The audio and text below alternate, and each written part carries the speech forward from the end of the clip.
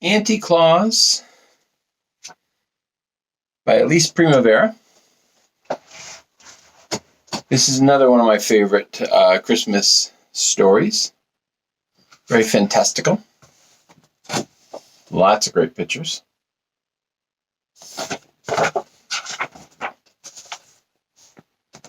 Auntie Claus. Kind of fun title. Sounds a lot like Santa Claus.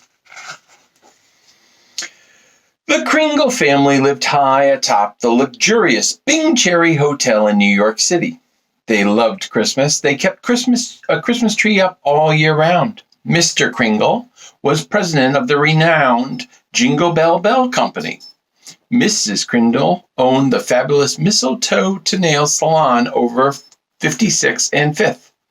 They had even named their young son after you-know-who.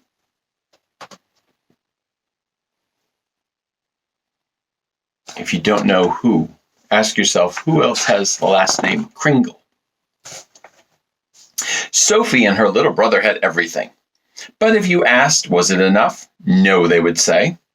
Was it enough that they had their own private soda fountain? No. They would shake their heads back and forth. Or clothes and books galore? No, no, no, they would scream.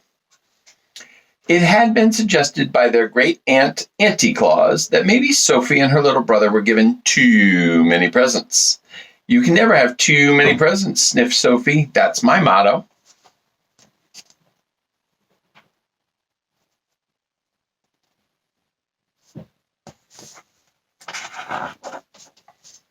Yes, everyone in the Kringle family loved Christmas, but no one loved it more than Auntie Claus. Auntie Claus lived at the Bing as well, penthouse 25C. Every afternoon, Sophie was summoned there for tea. Each day, Auntie Claus would instruct Sophie on a different topic. One day it might be Christmas trees. Always picks a nice full one, darling, with springy needles. Another day, decorating. You must drape the garland, darling, one strand at a time, never throw it on. After they finished their tea, Auntie Claus would close with these words of wisdom. And darling, always remember the first and final rule. Whether it's birthdays or Christmas or Halloween, it is far better to give than to receive.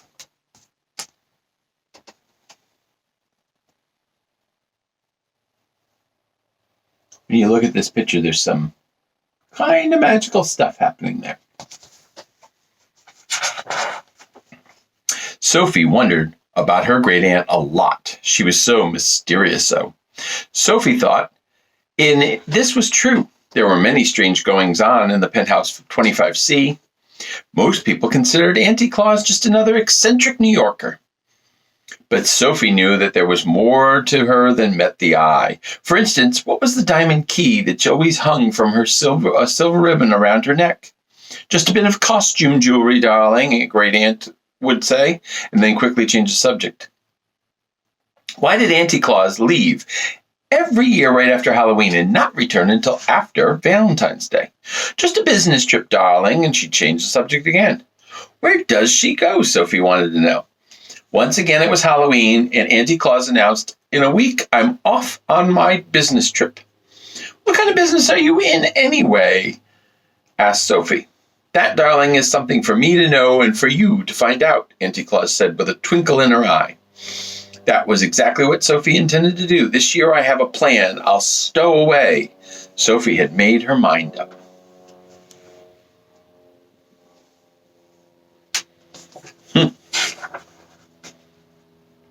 As she was leaving, Sophie said, I'm going on a business trip with Auntie Claus. Marvelous, darling. Do be home in time for Christmas. There's a good girl, said her mother.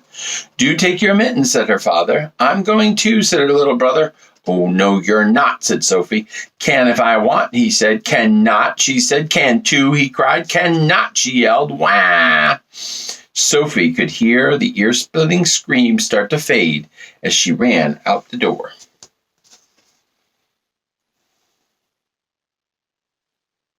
There is her brother, who's named after you-know-who. Sophie tiptoed into Auntie Claus's apartment. There were many boxes and trunks waiting to go. Choosing the largest, Sophie pushed aside some capes and furs and wriggled inside. Quietly, she made a little peephole in the cardboard so she could see everything that was going on. Auntie Claus entered the room, and she removed the diamond key that hung on the ribbon from around her neck. Then she placed the key into the lock of the old elevator, and the door slid open. The boxes and trunks were loaded, and the door slid shut.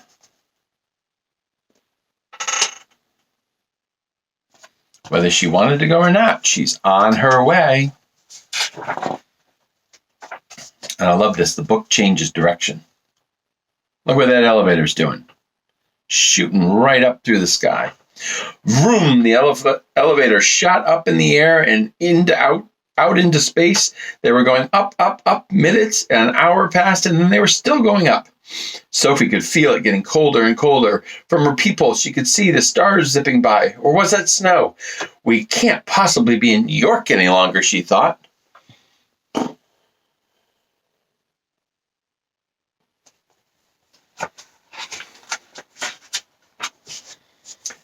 The elevator landed with a thunk, tipping over Sophie's box.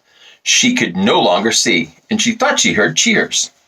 Soon the sound faded, and it became quite completely silent. Thinking it safe, she climbed out of the box.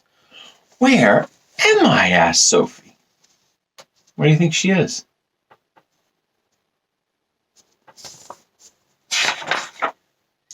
"You must be the new elf," a little man said. "What's that?" said Sophie. "I'm the new elf. Who are you?" "I'm Mr. Pudding." Oh dear, you're in violation of elf rule number 3. "What do you mean?" Sophie asked indignantly. He pulled out a green and red book from his pocket. On the cover it read Elf Rules and Vital Information. He pointed to the section marked Dress Code. Sophie read out loud. "Always look neat, always look snappy. A well-dressed elf always feels happy." "Follow me," he said, and he trotted off into the darkness. "Where are we going?" "Hurry, hurry," Mr. Pudding called over his shoulder. "Only 48 days left."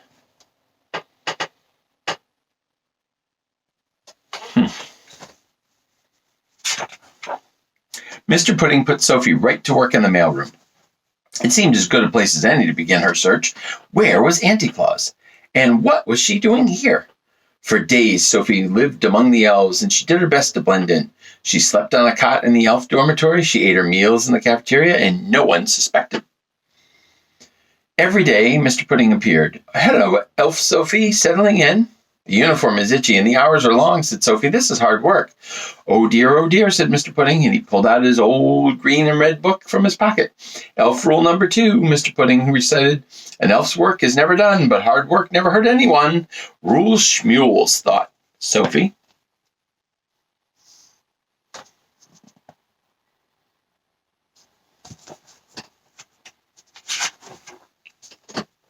For weeks, Sophie looked high and low for Auntie Claus. But now it was almost Christmas Eve, and she had turned up nothing. Sophie was worried. If she didn't find Auntie Claus, how would she get home?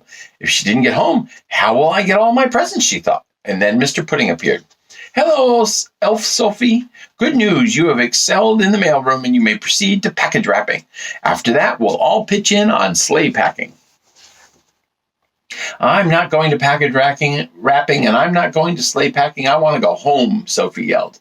I have to get all my... But before she could finish, Santa's voice interrupted on the PA system.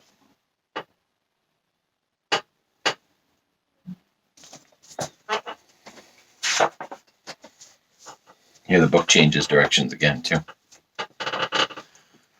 "It's that time of year again," his voice boomed, "and I was hoping one of you would volunteer to go to the coal mines and pick up the BB&G list."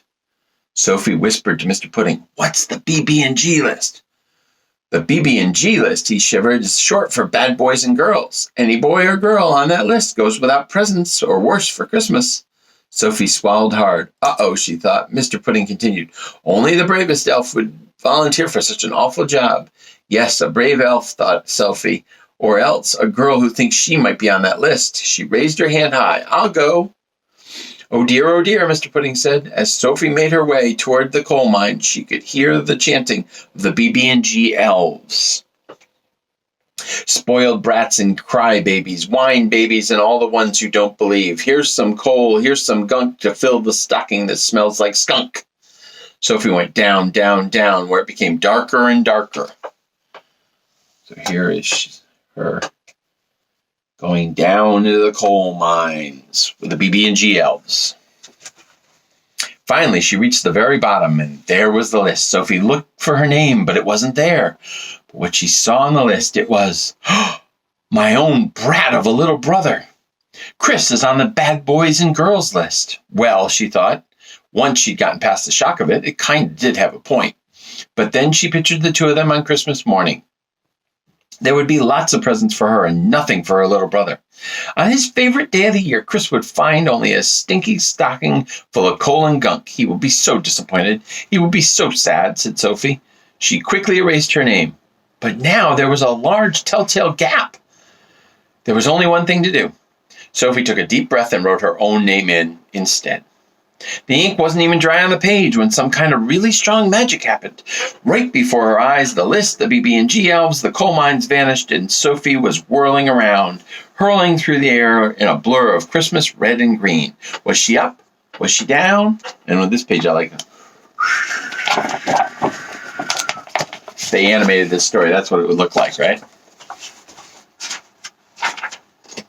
Sophie was standing on the stage in the grand ballroom, and the clock struck midnight. Santa began to speak. She's always on time. She works harder than anyone I know, including me. Ho, ho, ho. In short, she does the things right, and I would be lost without her. Let's have a big round of applause for my sister. And the curtain opened. Auntie Claus, Sophie shouted. Auntie Claus, everybody cheered. Hooray for Auntie Claus. Turning to Sophie, Auntie Claus winked and said, Come along, darling. You must be home in time for Christmas.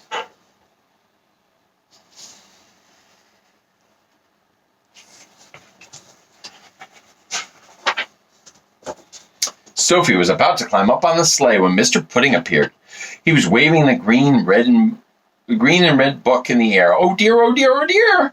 Auntie Claus, Sophie can't leave until she knows the first and final rule. See, it says so here under departing procedures.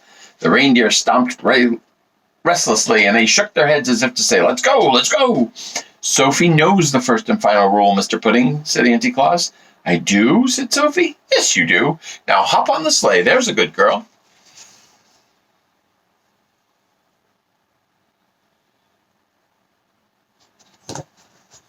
Do you remember the first and final rule? Sophie jumped onto the sleigh, and it rose into the sky. Goodbye, goodbye, she called. She could barely hear her aunt's voice. She could barely hear her aunt's voice over the wind and the snow. I knew you had it in you. Merry Christmas, darling. The sleigh picked up speed. Ho, ho, ho, Santa laughed as the stars whizzed by. Sophie closed her eyes. Her face stung with the cold. This is a great illustration page where the illustrator, Elise Primavera, the storyteller, shows you from the North Pole snowman to the most famous lady of New York, the Statue of Liberty. When Sophie opened her eyes, she could hardly believe she was in her own bed again. She ran downstairs towards the living room. Please let him get his presents, she whispered to herself, and under the tree was her little brother. His cheeks were red, his eyes how they sparkled. His belly shook with laughter. Merry Christmas, Sophie, he bellowed. Merry Christmas, Chris, Sophie said with great relief. It was then she realized Auntie Claus was right. I do know the first and final rule. She said to herself, it is far better to give than to receive.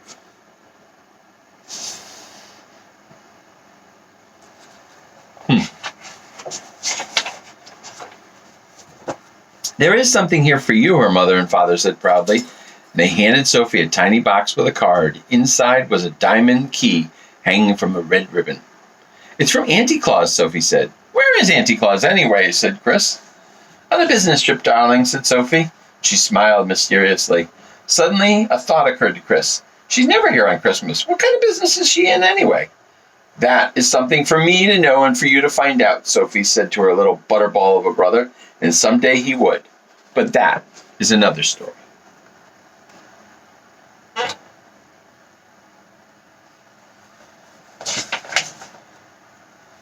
And if you look at the note, It says, "For my dear niece Sophie, you really are a chip off the old block. Love, Auntie Claus. P.S. I'll be expecting you on Valentine's Day for tea." Auntie Claus. And there is another story, a sequel. And maybe, just maybe, if you're good, I might read it to you.